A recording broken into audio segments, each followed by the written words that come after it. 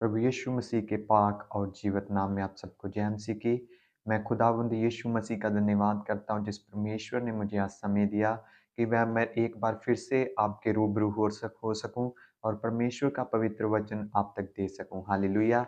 जो परमेश्वर का पवित्र वचन है जो आपके जीवन में नई आशाएं लेके आता है, आपके जीवन में उन्नति का, बेहतरी का, तरक्की का कारण बनता है। यदि आपके जीवन में जो परमेश्वर का वचन है तो आप तभी अपने जीवन में सफल हो सकते हैं, अपने जीवन में प्रभु के अनुग्रह को देख सकते हैं, लेकिन इस वचन को फॉलो भी करना पड़ेगा। हालेलुया। जैसे कि आज हम देखेंगे परमेश्वर के वचन में, जैसे कि आप सब जानते हैं बाइबल में बताया गया है कि परमेश्वर के दूत हैं जो स्वर्ग में, वो हर समय, हर वक्त से पवित्र पवित्र पवित्र करके परमेश्वर की आराधना करते रहते हैं, परमेश्वर को धन्यवाद देते हैं, उसको पवित्र कहते हैं हर समय। वो कभी थकते नहीं हैं, वो परमेश्वर की हर समय आराधना करते रहते हैं। और सिर्फ स्वर्ग पर ही नहीं, यदि हम बाइबल में देखें तो बहुत सी परमेश्वर ने हम अपने दूतों को पृथ्वी पर अपने लोगों के लिए भी ठहरा रखा है कि वो उनकी सहायता करें। परमेश्वर के स्वर्गदूत इस धरती पर अलग-अलग कार्य करते हैं। जैसे देखते हैं हम बाइबल में देखते हैं, पुराने नियम में अगर हम देखें तो बहुत से हम कई जगह, बहुत सी सारी जगह देखते हैं परमेश्वर के स्वर्गदूत थे जो लोगों के लिए, परमेश्वर के लोगों के लिए संदेश लेकर आते थे, उनकी सुरक्षा करते थे। जैसे कि हम देखते हैं याकूब था जो परमेश्वर का जन, परमेश्वर का डर रखने वाला था, और जब वो मनश्शे और इफ्राइम को अपनी आशीष दे रहा था तो उसने उसमें एक लाइन कही, उसमें एक शब्द कहा था कि जो परमेश्वर का दूत मेरी रक्षा करता है वो तुम्हारी भी करेगा। हालेलुया। ऐसे ही परमेश्वर के दूत अलग-अलग कार्य करते हैं इस धरती पर। वो प्रार्थना का उत्तर लेकर आते हैं, अपने लोगों की सुरक्षा करते हैं। जैसे कि हम परमेश्वर के वचन में सीखते हैं, भजन संहिता उसकी 91 91 बाब उसका 11 आयत में अगर हम देखें, तो वहाँ लिखा है, क्योंकि वह अपने दूतों को तेरे निमित्त आज्ञा देगा कि जहाँ कहीं तू जाए, वह तेरी रक्षा करें। आमीन, हालेलुया। परमेश्वर का वचन हमें सिखाता है कि परमेश्वर जो है वो अपने दूतों को आज्ञा देता है कि जहे जहाँ कहीं तू जाएगा वहाँ क्या करे, तेरी रक्षा करेंगे। लेकिन परमेश्वर का वचन हमें कहता है यदि हम परमेश्वर के दूतों को काम लगाना चाहते हैं, क्योंकि परमेश्वर के स्वर्गदूत अपने आप कुछ नहीं करेंगे। वो किसी मनुष्य का कहना नहीं मानते। वो सिर्फ़ परमेश्वर का और परमेश्वर के वचन पर चलते हैं, परमेश्वर के वचन का कहना मानते हैं। लेकिन कैसे वो हमारे लिए काम करेंगे? हर एक को परमेश्वर का एक दूत दिया गया है। परमेश्वर का एक दूत है, लेकिन तब तक दूत कुछ नहीं कर सकता। तब तक स्वर्गदूत आपके लिए कुछ नहीं करेगा जब तक आप उसे करने के लिए नहीं कहेंगे। और आप कैसे कहेंगे? परमेश्वर के वचन के द्वारा।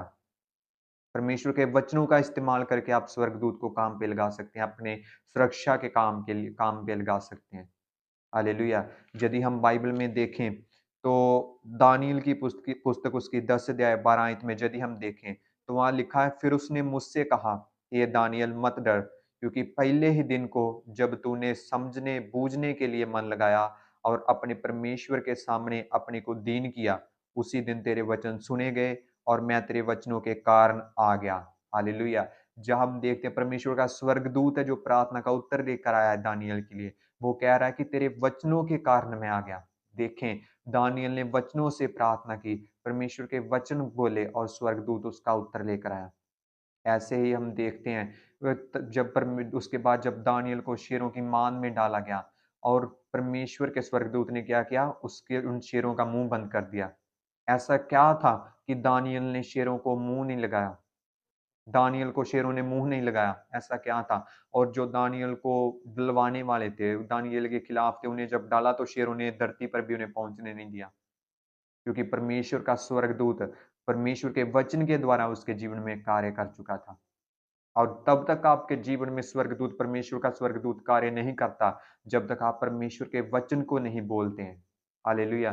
कई बार परमेश्वर का स्वर्गदूत आपके लिए मदद लेकर आता है। यदि आप साधु सुंदर सिंह जी की गवाही को देखें, तो उन्होंने अपनी गवाही में लिखा है कि जब जब वो एक जंगल में भटकते थे, बहुत बहुत ही उन्हें भूख लगी थी।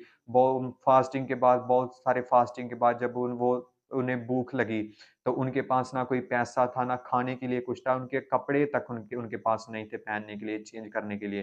तो क्या क्या हुआ कि फिर एक डाकिया आया, जो डाक देता है, डाकिया आया और उसने एक थैली दी साधु सुंदर सिंह जी को, और उस थैली में जब उस उन्होंने देखा, तो उसमें कुछ पैसे थे और कुछ कपड़े भी थे, खाने के लिए भोजन था। और जब वो अंदर उस डाकिये के लिए पानी लेने के लिए गए कि मैं ज जंगल में इतनी दूर आया है, मैं इसे पानी दूँगा। तो जब वो पानी लेने गए तो वो डाकिया वहाँ से गायब हो चुका था और उन्होंने समझ लिया कि वो उस परमेश्वर का भेजा हुआ स्वर्गदूत था। ऐसे परमेश्वर का स्वर्गदूत आपकी सहायता करेगा, लेकिन आपको क्या करना पड़ेगा? आपको परमेश्वर के वचनों को मनन करना पड़ेगा, दीन होना पड़ेगा परमेश्वर के सामने, जैसे दानिय्येल दीन था परमेश्वर के सामने, अपनी प्रार्थना निरंतर प्रार्थना में रहना पड़ेगा। यदि आप परमेश्वर के दूतों से कार्य करवाना चाहते हैं, आप चाहते हैं कि परमेश्वर और परमेश्वर के दूत आपकी रक्षा करें, तो आपको परमेश्वर के दीन होना पड़ेगा। अगर आप दीन नहीं हैं, तो परमेश्वर के दूत आपके लिए कुछ नहीं कर सकते। अगर आप चुगलियों में हैं, पाप में हैं, नशे में हैं, व्यभिचार में हैं, तो परमेश्वर के दूत आपके लिए कुछ नहीं कर सकते। हालेलुया! इसलिए आपको परमेश्वर के वचनों को मानना पड़ेगा, दीन होना पड़ेगा परमेश्वर के सामने और परमेश्वर के वचनों में से प्रार्थना, निरंतर प्रार्थना करनी पड़ेगी।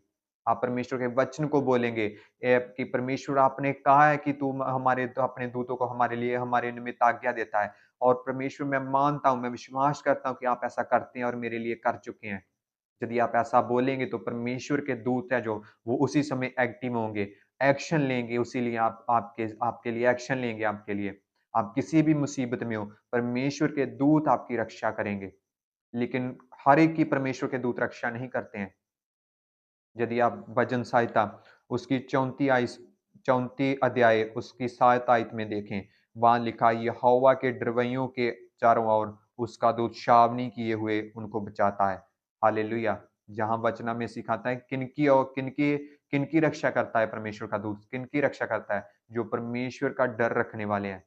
परमेश्वर का नाम सुन के काँपना, उसके नाम से काँपना, ये परमेश्वर का डर नहीं है। परमेश्वर का डर का मतलब है उसकी आज्ञाओं में चलना।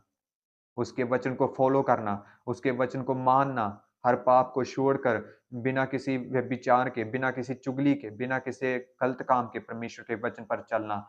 इससे कहते हैं परमेश्वर का डर मानना और परमेश्वर के वचन पर चलना, तभी परमेश्वर के दूत आपकी रक्षा करेंगे।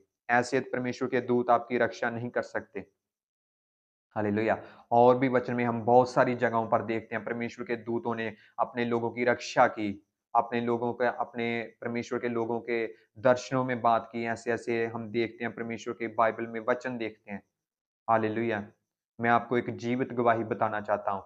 ये उत्तर प्रदेश की बात है, यूपी की बात है। वहाँ पर एक क्या हुआ कि मुस्लिम बहन थी, वो कॉलेज में पढ़ने के लिए गई और वो कॉलेज क्रिश्चियन कॉलेज था।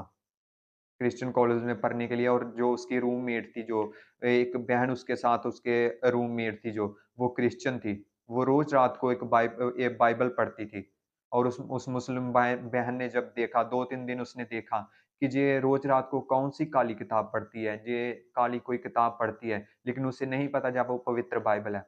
एक दिन उस बहन ने क्रिश्चियन जो बहन थी उससे पूछा कि ये तुम क्या पढ़ती हो?